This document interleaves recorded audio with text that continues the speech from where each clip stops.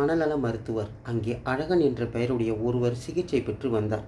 ஒரு நாள் ஒரு சக மனநோயாளி கிணற்றில் குதித்து விட்டதால் தன் உயிரை துச்சமென நினைத்து கிணற்றில் குதித்த அந்த நோயாளியை காப்பாற்றி விட்டனர் அழகன். அதை கேள்விப்பட்ட மருத்துவர், அழகனை அழைத்து உனக்கு ஒரு நல்ல செய்தியும் ஒரு துக்கமான செய்தியும் சொல்லப் போகிறேன் என்றார். உடனே அழகன், சொல்லுங்க டாக்டர் என்றான். நீ உனது நண்பனை காப்பாற்றியதால் நீ சுகமடைந்து விட்டாய் என்று நினைக்கிறேன். நீ வீட்டுக்கு போகலாம், இது நல்ல செய்தி என்றார். பிறகு துக்கமான செய்தி, நீ கிணற்றில் குதித்தது காப்பாற்றிய உன் நண்பன் தூக்கு போட்டு தற்கொலை செய்து கொண்டான் என்று டாக்டர் சொல்லி முடிந்ததும் அழகன் ஆர்வமுடன் சொன்னான்.